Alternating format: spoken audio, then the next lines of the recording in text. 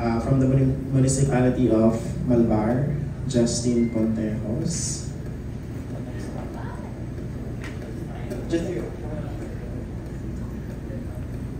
Okay, so Justin, this is your second time joining this pageant, and last year ikaw ay top 9 nga ba? Tama ba? Yes po.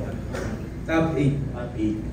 Okay, so first question is, what made you decide to join again? And second question is, what is the difference between the Justin last year sa Justin today?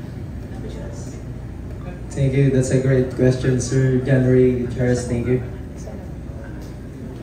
I do believe po kasi na winner is just a loser to would ride one more time. That's why I am here today competing again.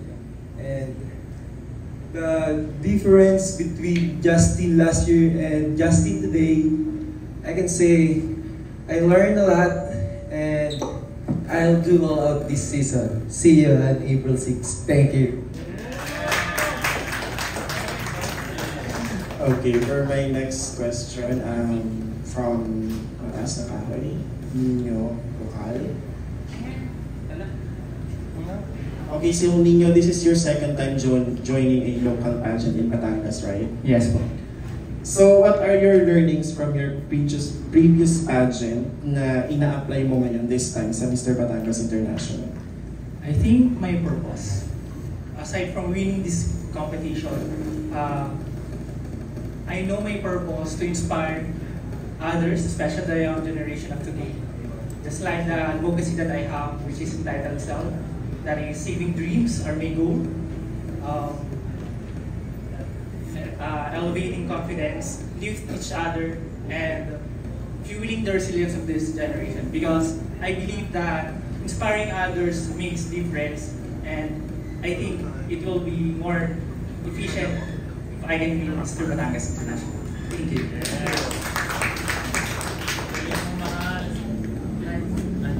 Hello, good afternoon. This is Brian from BLP. Question for Mr. Nasubu.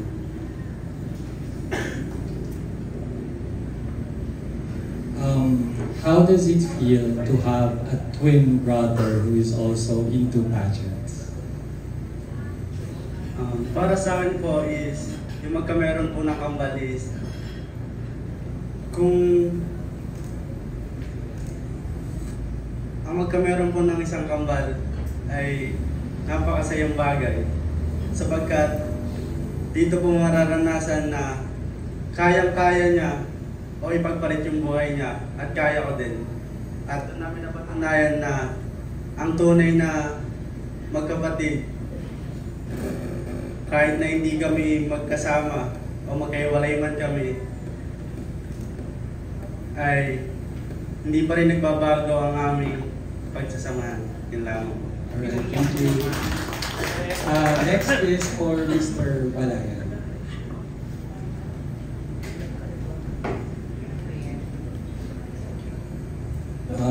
If you could travel anywhere in the world, saan ka pupunta and why? For me, if I can travel around the world, I will always choose to be home because there are the people who always choose me, who help me, and who always guide me to grow. And that will be the place that I will keep, or I will always choose to be at. Thank you.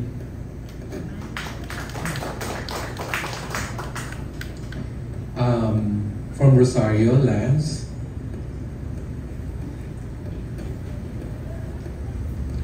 I will say the question in English and Filipino, and you choose to answer in whichever language you're more comfortable with. Okay. The question in English is, what makes you a memorable candidate of MI or Mr. Batangas International? In my Tagalog, bakit ka isang natatanging kandidato ng pageant na ito? Thank you for that wonderful question. Aside from I am being good-looking, confident, and witty, I believe one of my best characteristics that puts me aside from the candidates is that I possess the 5 P's of Mr. International Batangas, which is I am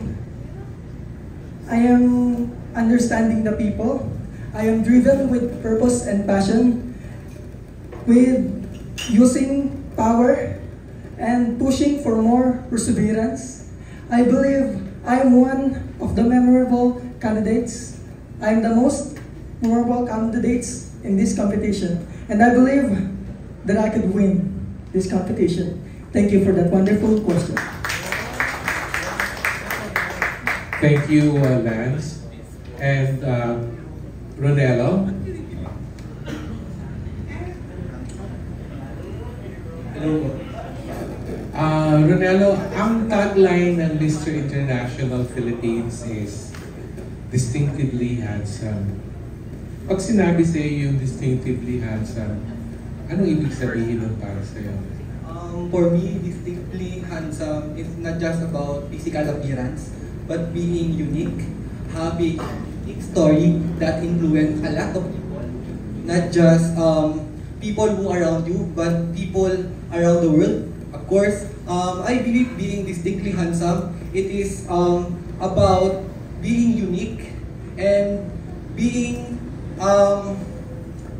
it is something that will put you on the place that you will stand out. Of course, that will surely help people to dream more and more. That's all. Thank you. Thank you, Ronelo.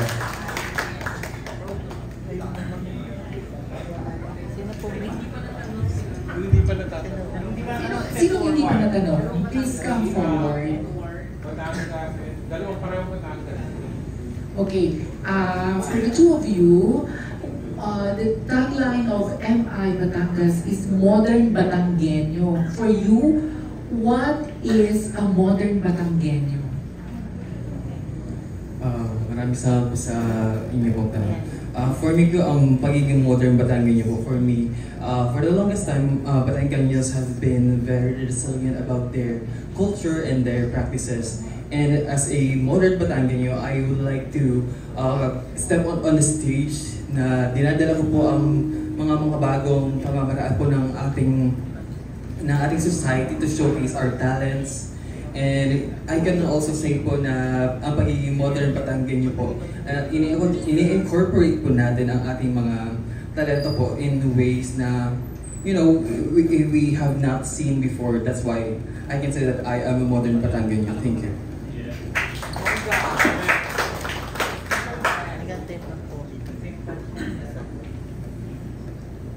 Good afternoon, everyone. So, for me, with the tagline Modern Batanggenyo, I believe that we have surpassed already. We already achieved the dream of Batangas, where we're promoting tourism and we're promoting livelihood for our people. But as a modern Batanggenyo, I believe that what makes us different from the past is that we promote sustainability. We already achieved this tourism and livelihood for the people, and now we are promoting a sustainability that we can have it not just for today but for future generation. We are now stating here that we are not just here to live for a day, but we are promoting the Sustainable Development Goals promoted by the United Nations, and we are now collaborating with its objectives. So we will not be able to just make a difference in Batangas, but to make a difference in the whole world. Thank you.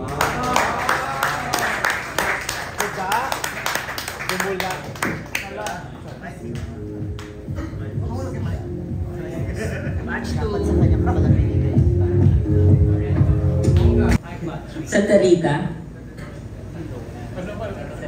Santa Teresita.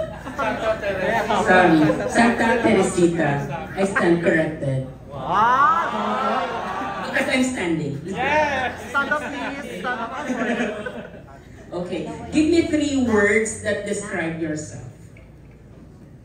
The 3 words that describe to myself is that I am passionate, I am tenacious, and at the same time, I am determined.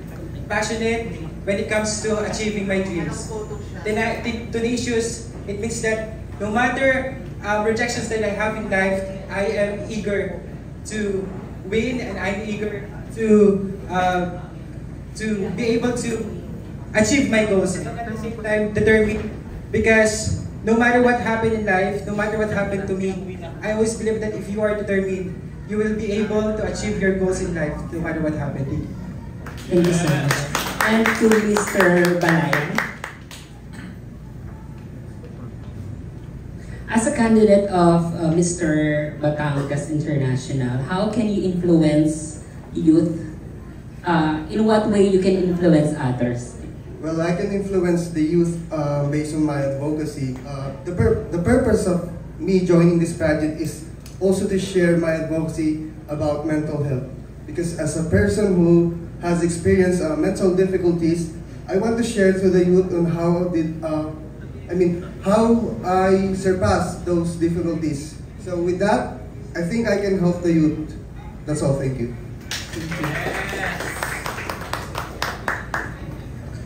Hi, good afternoon. Jay from Pageant Trend. I'd like to call Mr. Tanawan, Mac Chester. Alright. Hi, Chester. How are you today? I'm very grateful to see the pageant with you today. Thank you so much for having us. Okay, your question is, what is your proudest accomplishment so far? I think one of my proudest accomplishments is that I was able to finish my studies, because with this I can help my family, and now being a breadwinner of my family, I was able to put food in our tables and provide a better family filled with love. Thank you. Thank you so much. And let's have Lipa City.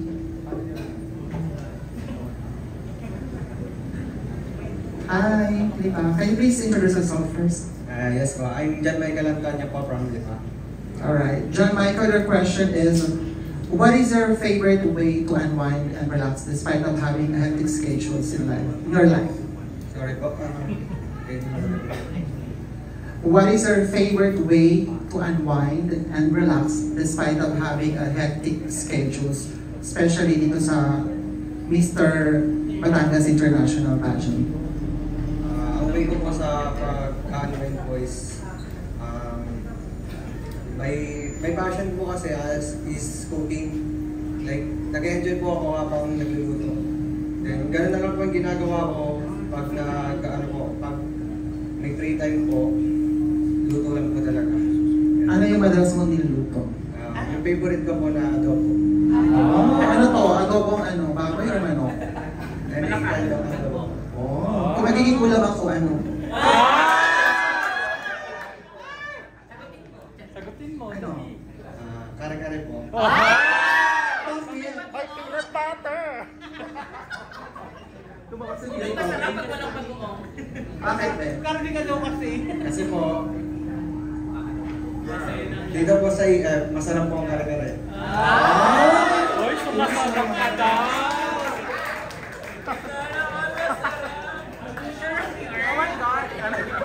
Yeah.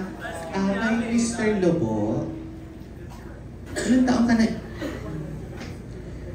How old are you? 21 years old. 21. How do you handle criticism or negative feedback?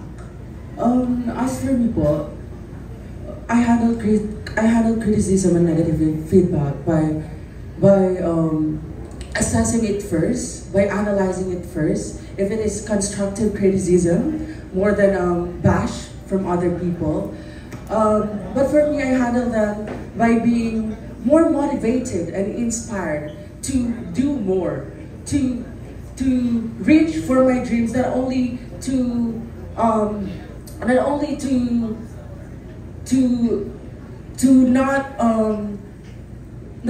not following all those criticisms, but for me, I am getting it as a motivation for me to grow more, for me to develop myself, because it will help me not only as today, as a present, but in the near future as well. Thank you. Thank you. And yung nasa likod, si Mr. Padre Garcia. Hello. Yeah, how old are you, Ben? I am 25 years old. 25. Is this your first time to join a pageant? Actually, no po. I already joined almost 5 pageants. Oh, okay. How do you define true beauty? I believe that a true beauty is inside, is what is inside of our heart. It's not. It cannot be measured by our physical appearance, and I believe that character development is very important, and that is a true beauty. Thank you. Am I beautiful physically? Yes, of course.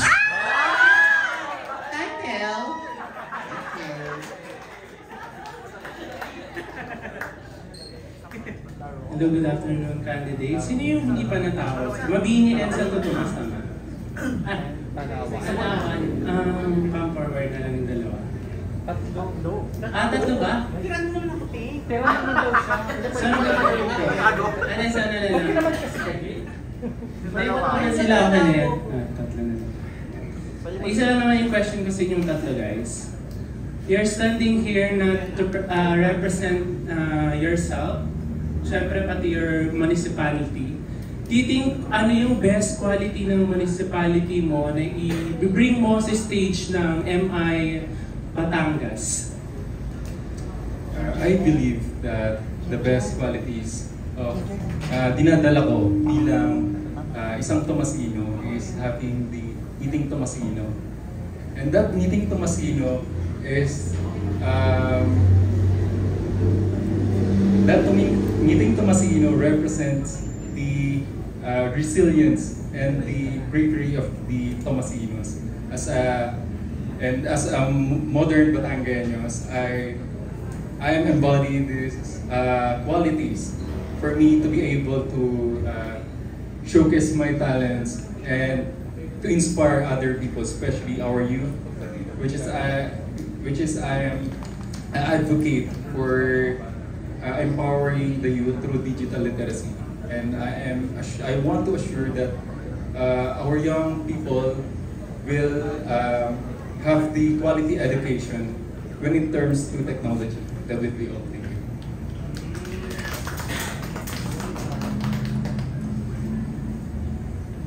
Can you repeat the question, please? You're standing here not to represent yourself, but you're also your municipality. Do you think ano yung best quality ng municipality mo na mabibring mo dito sa stage ng MI Batangas? I think one of the best quality of being a Batangueño is we are matapang, we are brave, and I believe that in every struggles, in every challenges we face, you know, you can see the bravery in each Batangueños. And also, we are not just matapang. Tayo ay matapang na may puso at matapang na may pangarap. Maraming salamat. In Tanawan City, I think since we are the home of the Head of the Noble Hero, so ang pinakaano namin is yung being responsible and having an accountability to everything. Since nasa amin si Apolinario Mabini and si President Laurel, President Laurel, yung leadership sa amin, yun yung na-instill sa amin na we are very passionate in leading our country or our city, and by that being responsible is very important even in this our generation. And I believe that being a leader is not just about having a power, because a leader should speak with action.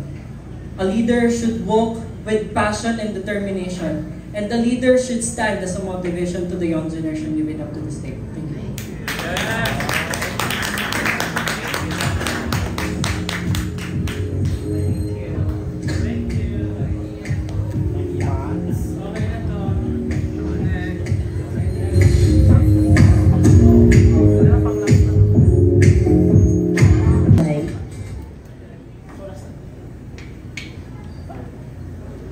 It is already a fact that each pageanteers nowadays has a voice. They're always telling about that.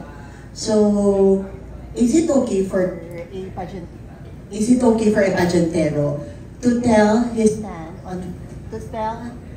political stand on social media? I think it's our idea, or it's our thought. Per person, per pageantero, they have always a voice, but it depends upon the person that they are really giving or they are introducing. It's not all about the person they are introducing, but it's also about the fact that they know the person they are introducing in the pageant. As a person who has someone in politics, I know that in the pageant I can also use this platform to give my space, especially on social media, to influence others to vote with what or who I am supporting with. So I think there's no problem with that at all.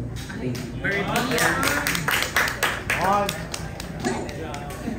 Alatagan.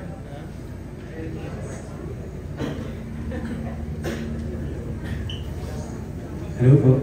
They say male pageants nowadays are male exploitation. What is your stand about that?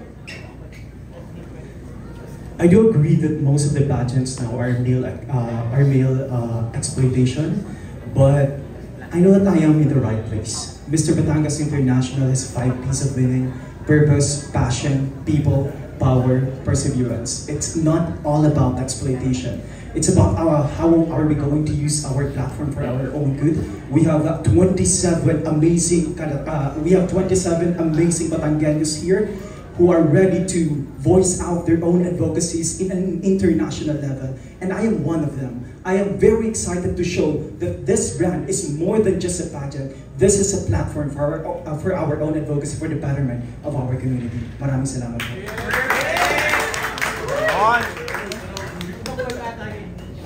Since wala kang sash na suot, Dwight.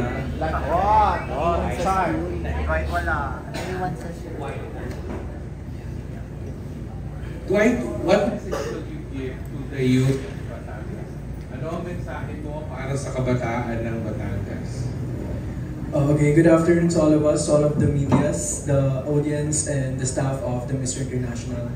My message would be, of course, connected with my advocacy, which is mental health and well-being awareness.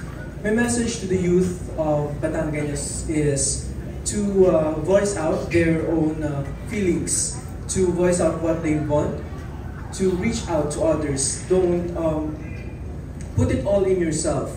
You can push yourself, but do not push it through your limits. Because as a youth, you can be more than what you can, and you can have more than what you deserve. That's all. Thank you. More than what you deserve. Gusto mo yan? Gusto mo yan? Of course. Wala kang Sasha suit eh. And Ken. Nawawala siya. What is your favorite thing about representing Batangas? Good afternoon. My favorite thing in representing Batangas is I believe that representing a province is not just always about the ground, but it's about the learnings, knowledge, and friendships that we build throughout the journey. And that would be all. Thank you. Magna cum laude ka? Yes, ma'am. Gusto ko na sabihin para malaman nila. Pag-G pa sa iyo. May math question daw. Question dali. Kasi ata.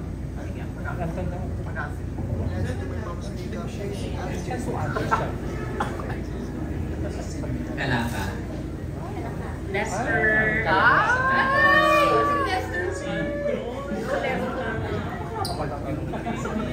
Si Patrick. Tapos kaya. Sige, si Patrick. Saka si Nasub. Wow! Wala ka na doon Chandra yung posting sa'yo. Posting sa'yo. So yun nga. One question for all. Kunyari Grand Coronation Night na ngayon. So nandito sila Sir Roy, mga judges, mga pageant fans, and yung mga Tito Norman, yun. So how will you convince us to choose you as the grand winner of Mr. Batangas International? I should this title, Mr. Batangas International. I aim to represent the strength, resilience, and compassion, who always making positive impact, who humble, who is always striving to be better, not just for myself, but for others. And I hope to encourage others to take proud to my heritage and work together and build brighter and more inclusive future for all. Thank you.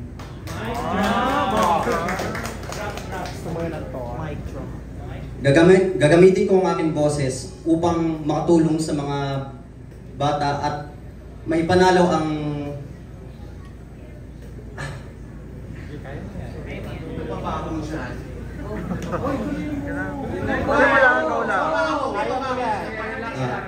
gagamitin ko po ang aking boses upang makatulong at maging sangkap sa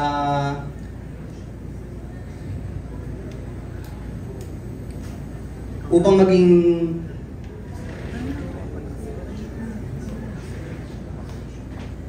role model sa mga kabataan at mabigyan pansin sa larangan ng pageantry. Perfect, diba? Good afternoon po.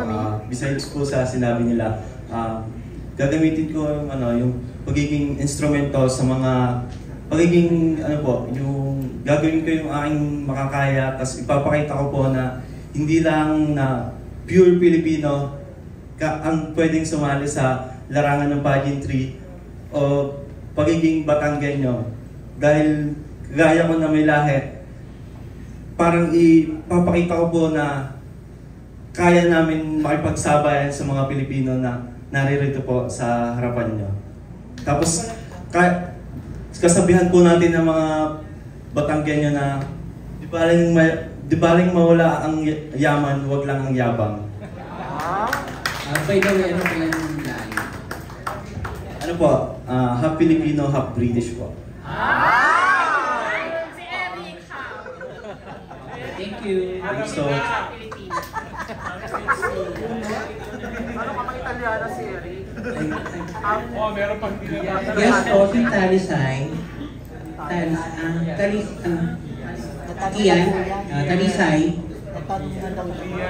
And Rian. Sino ba? Sino ba?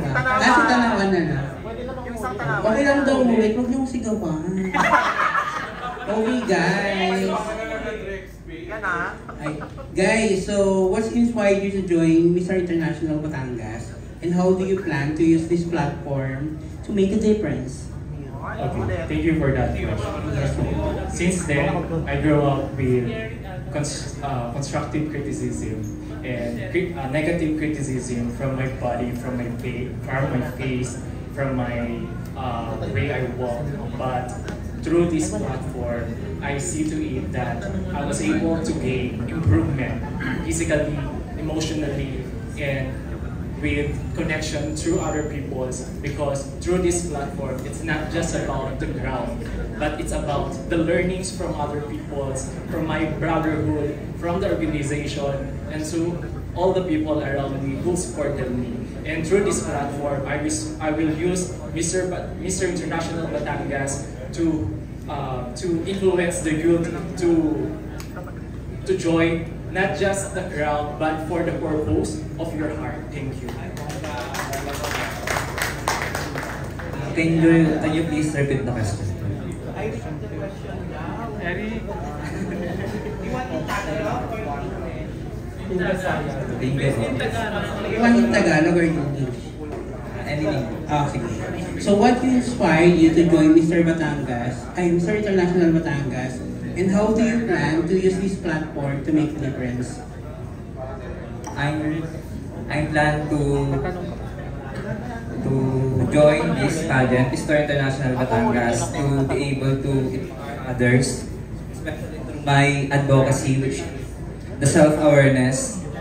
This because I want to show to other people that no matter what dreams your desire is, you can make and achieve it for being compassionate and determined, for being like me, then I can inspire others through my actions using Mr. International Batangas. Thank you.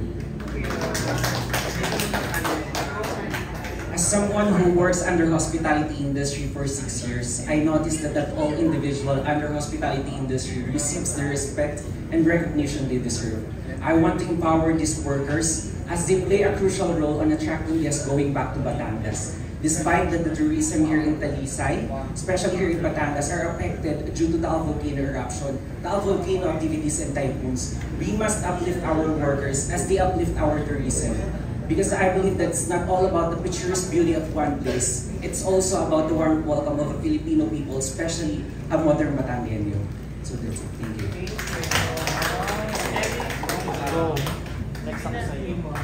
Hello, my name is Eric from Hotman, Philippines. First and foremost, how are you doing, guys? Lahat sila nakasagot sa sino nga tanungin muli. Lahat sila nakasagot na tanong na actually. So, ulitin ko na lang din. Sige, ano lang ako.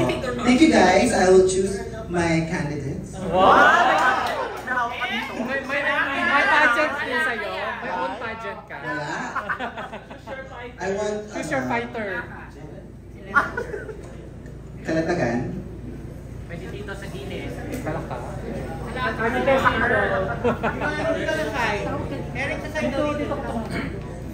Meron ba dito? Ayan o. Pwede ba doon? Tingnan mo nga. Pwede luloko niyo ako. Oo nga, pwede. Pwede? Pwede ka ulit. Ito na yung question for Mr. Kalatagan. It's a known fact that you guys already formed a bond despite being together for only a short period of time. What do you think sets you apart from other candidates of Mr. International Batangas? I am very purposeful, and I do everything with a purpose. I've been actively engaged in initiatives that empower generations. I started a small community action in my municipality 5 years before joining this competition in order for me to help the less fortunate children in my community to have an access to quality education. If one person can help 10 people, imagine how many people these 27 candidates can help. And I hope I was able to inspire and illuminate other people like our youth of Batangas and even my other 26 candidates to do the same, to be purposeful because that's who I am. Maraming salamat po. Hello, thank you so much. I'm Gerald from Gingerbex Pageantry. Walang to. Sila. Santo Tomas. Magna cum laude yan. Multiplication, division. 4,748 times. Joke lang, joke. This is your question. How do you plan to promote tourism in Batangas if you win the title? If I would to promote our province of Batangas, I would love to create a slogan. This tagline says, "Pride of Heart of Calabarzon, Pride of Luzon." This highlight resiliency and passionate we are about. And it also runs like us, Batangas means Batang Angas, and Batangueño means Batanggenyo. A province where means progress and progress means success. Thank you.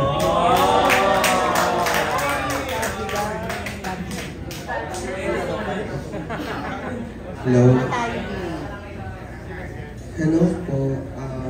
I'm MJ po from Avito Digital po, and gusto ko po tanongin si Mr. Kalatagan. No. Sorry. Mr. Kalata. Sorry. So the question is, if you are given the chance to address a message for our society leaders today, what will it be? Kung bibigyan po ako ng mensahe para sa mga taga Batanggenyo at Batangas, ay magbibigay po ako ng mensahe na kung paano magtiwala sa ating sarili. Sapagkat ang pagtitiwala po sa ating sarili ay ito po ang daan upang mapagtagumpayan natin ang mga pagsubok sa ating buhay. Yun lang po. Maraming salamat.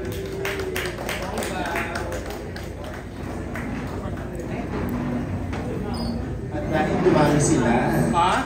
Biglang nagkaroon ng off. And then, last na to. Thank you, Lester. Last na to siguro. Sino tatanungin mo?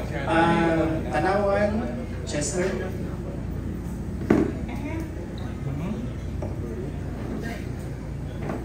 Any recent realization about your life habang nandito ka sa Mr. Batangas International?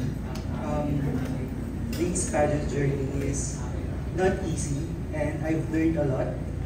It taught me to man up. It taught me to become more mature when it comes to dealing with things and making decisions. And it also taught me that one decision can make a big impact through my pageant journey, and I value that being a responsible, critical thinker, and a problem-solving mind. It makes me more mature when answering and solving problems. Thank you. Thank you so much.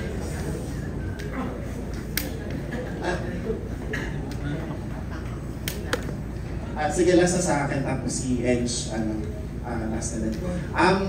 Gusto ko marinig yung sagot mo dito, Kalatagan. Natanong na to kanina ni Anton, so itatanong ko ulit.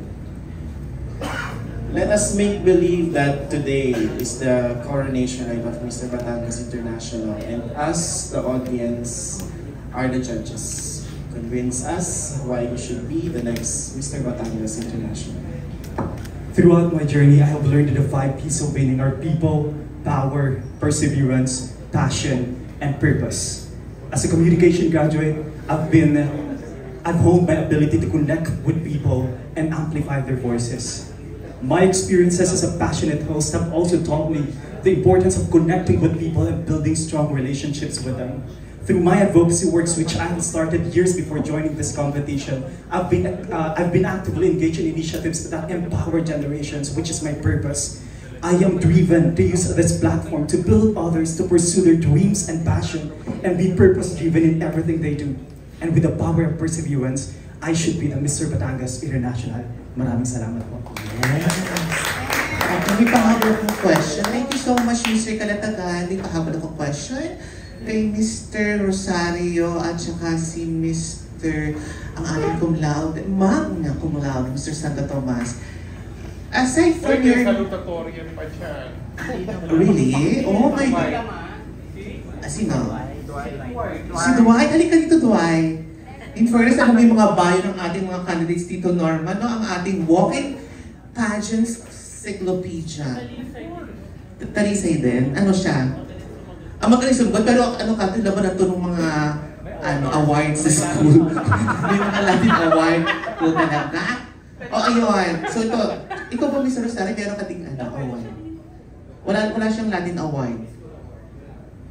Oh, sorry. Pero nakalimutan siya niya. Yes. Okay. I have, a hard question? No. Interesting question. So, aside from your municipality, Rosario, if you given a chance to represent another municipality sa Batangas, anong municipality ito? Aside sa Rosario. And why?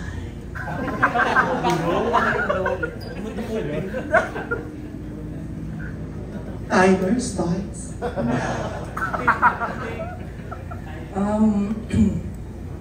If I would be given the chance to represent another bayan aside from my beloved bayan of Rosario, I would choose this bayan, Batangas City, because I believe that aside from the people being beautiful, their culture, their... Thank you, taga Batangas City. Go. Aside from the people being beautiful and handsome, I believe that there's a lot of beauty that if we look closely to the hearts of the people and this land, we could found a lot of things that makes this land of Batangas unique from other bayan of Batangas, that you could possibly say that it is unique and makes this bayan very much of a beauty to explore. That's all. Thank you. Ay, umabot sa timer. Thank you, Rosario. So, sa kanya, Batangas City. Anong sash mo, Iho? Lemery. Ayan, aside sa Lemery, nakilala sa mga beach, o ayan, anong municipality ang gusto mong i-represent kung sakali? Okay, so let me have a quick background check about my municipality, Lemery. It is just before, it was just a part of Taal. It is just a barrio in Taal, which is called San Jeronimo Barrio. And it is then called Lemery last 1858, named by, yes, of course, the Captain Roberto Lemery, a local captain of the military garrisons here in Batangas.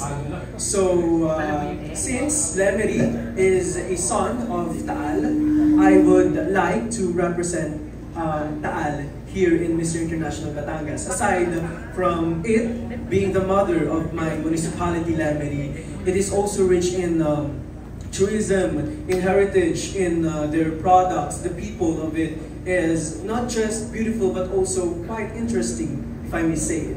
And lastly, finally, I wanted to promote, or I wanted to represent Taal, because since it is the mother of Lemery, there will still be a piece that remains in my heart that can call me, or that speaks that I'm still a Lemereño. That's all.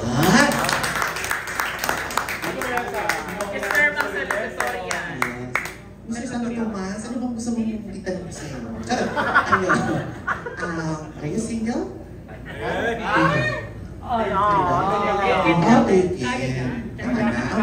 So ayun, so same question, aside sa Santo Tomas, Batangas, kasi take it. So ano yung gusto mong i-represent sa ating Batangas municipalities?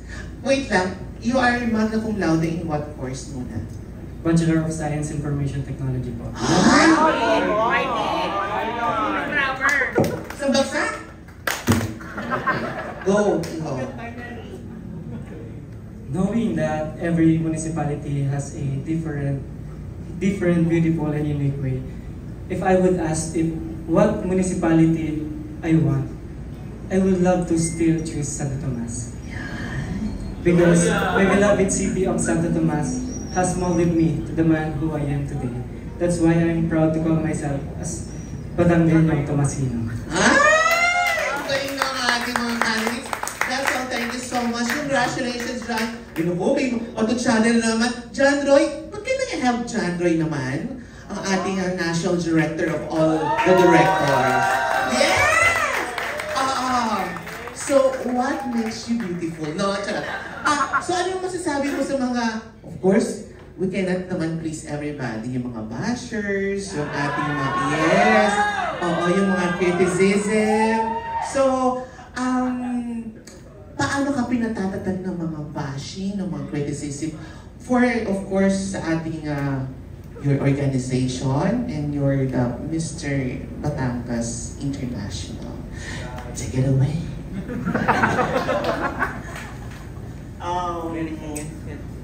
I believe that haters throw stones. The winners build bridges. So I am so much work from 14 to 20 hours a day. I'm a professional teacher by profession. I am passionate in fashion industry like fashion show and beauty pageant like this. I'm also a talent manager. Hindi ka na kailangang sabihin pa lahat o ipangalandakan kung sino talaga ako. But the mere fact, my point on this, I don't have time. I don't have time in negative things, in toxic people, or negative environment.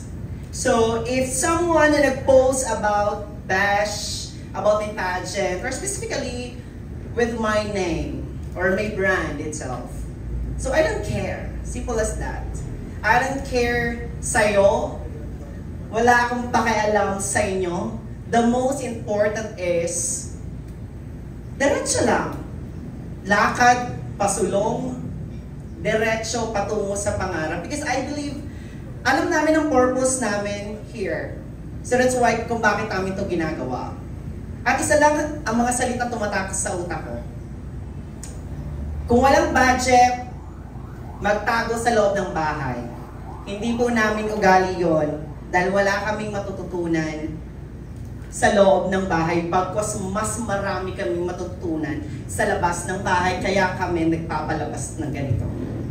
So kung wala kaming budget, let them speak. This is our 3rd year. Imagine, 1st and 2nd edition, nandun ka. Hindi ko na kailangang patunayan kung sino kami at kung ano ang nararapat kami. Thank you everyone.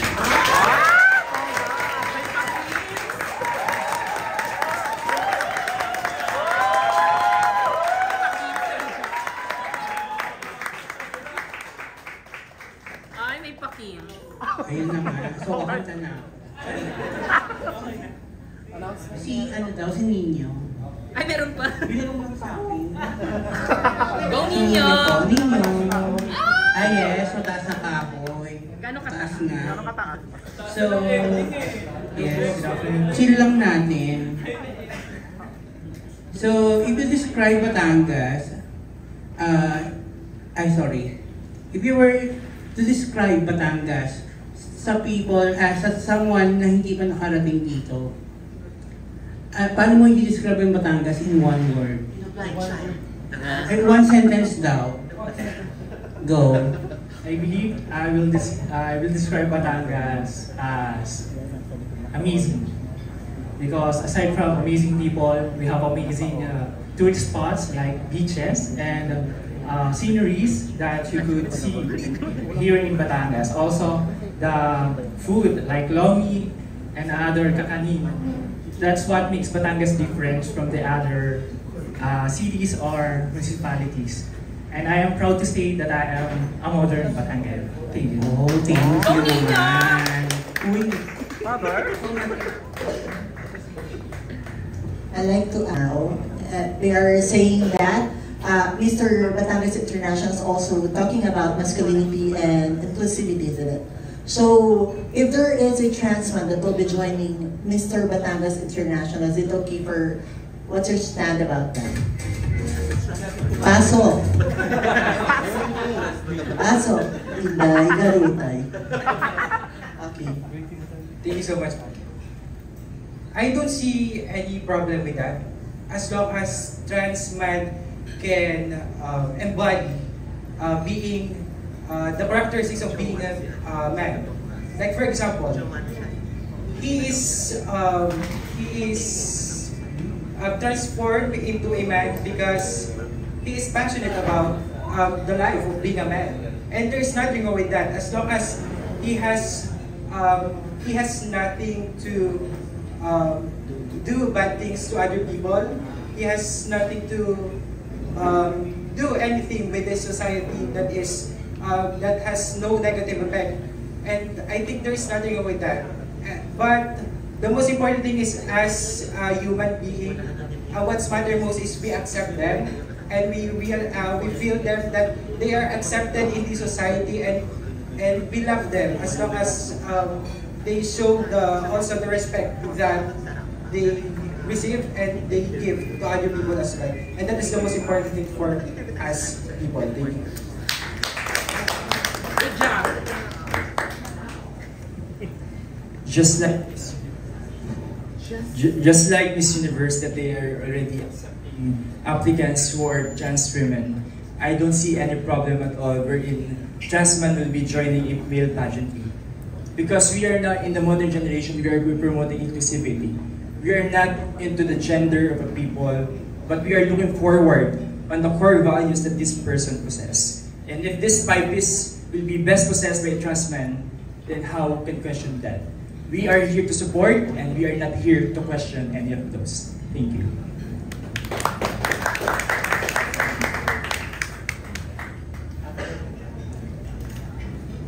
Okay, thank you. I will like to ask David from Santo Tomas.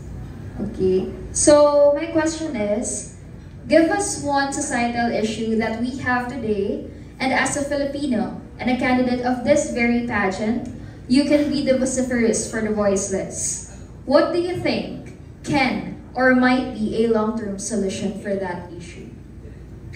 For me, the best solution for any societal problems that we face, having a quality education. Because I do believe that having a quality education will help our young generation to be a good leader and to inspire others also. So, thank you. Thank you. Okay, one last. Thank you, David. Kalatagan. Actually, since sashing ceremony you really stood out, we were able to interview you for our digital program, and yeah, you really stood out in Q&A. So, same question. Give us one societal issue, and as a Filipino and a candidate of this very pageant, what do you think can or might be a long-term solution for that issue? As an international ambassador, the best thing that we can do is to support the United Nations Sustainable Development Goal #1, end poverty. According to a 2023 report of the Philippine Statistics Authority, if I'm not mistaken, the national poverty incidence among families is at 11.9%, which is equivalent to 10.9 million Filipino families who do not have enough access to basic needs such as food and non-food essentials. What we can do as an international ambassador for a long-term goal is to elect transformational, empathetic, and collaborative national leaders who can expand job opportunities, ensure that access to quality education is for all, promote or control population, and most importantly, invest more to local businesses. With that, we'll be able to combat and break the cycle of poverty. Maraming salamat. Perfect. Thank you. Parang idol niya si Ryan sa kuko. Naglabas ng numbers.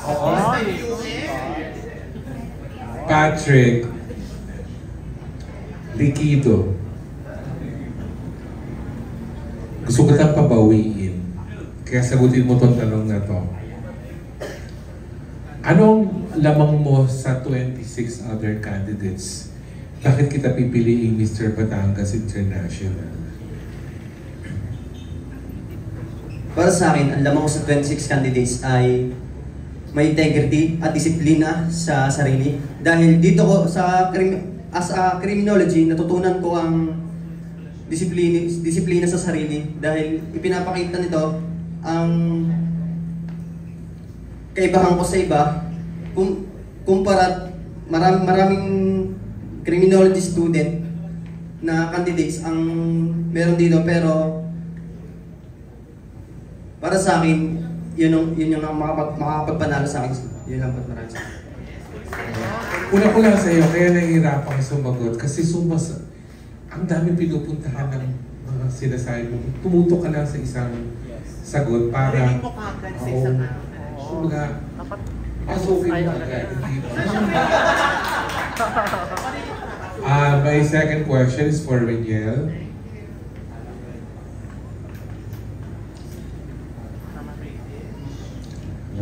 Reniel, ikaw na rin naman nagsabi, alam naman namin na you're half this and half that. Anong Batanggenyo sa'yo at ano ang British sa'yo? Dito po ako lumaki sa Batangas. Ang Batanggenyo po para sa akin ay pagiging matibay sa mga kalamidad. Tapos ang pagiging British naman po para sa akin ay bukod po sa hindi pa ako nakakarating sa aming lugar, ang pagiging British po sa akin ay